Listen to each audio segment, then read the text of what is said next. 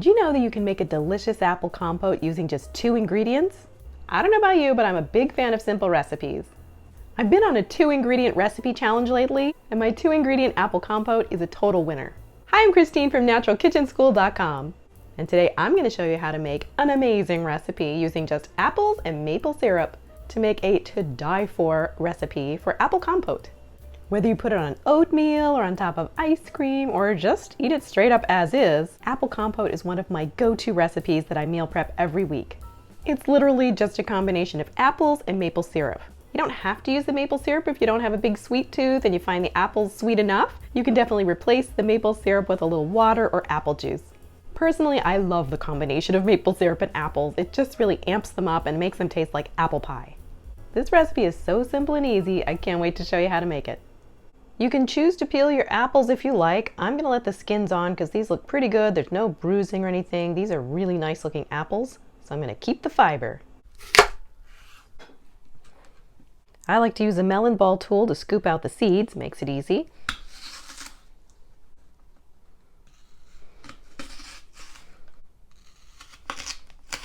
Now I'm going to use my knife to remove the little ends.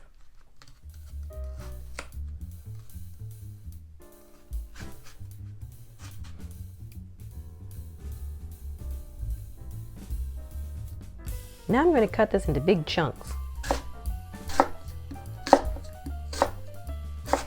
So I cut this half an apple into about 6 slices. Some of these pieces you can cut them a little smaller.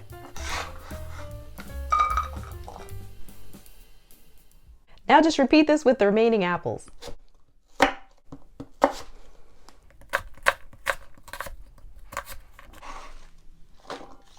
Sometimes I mix it up and I add other ingredients to make it interesting, things like cinnamon or a little nutmeg.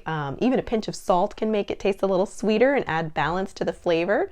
So feel free if you want to go beyond the 2 ingredients to add other flavor factors. Place the chopped apples in a pot. I'm adding 1/3 cup of maple syrup. Now we're going to bring this up to a strong simmer, almost to boil over medium-low heat. And we're going to cover the pot while we're waiting for it to come up to a strong simmer. So that's what we're going for when we talk about a strong simmer, light boil. You can see that the maple syrup and a little bit of the liquid from the apples is starting to bubble up there. That's what we want. Now we're going to reduce the heat to simmer on low. Set your timer for 20 minutes.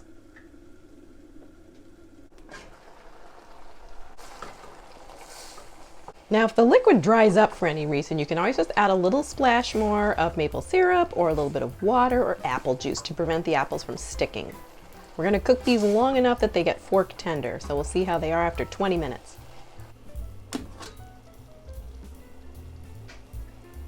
So after 20 minutes, you can see that they're nice and fork tender. The apples should be easily pierced with a fork.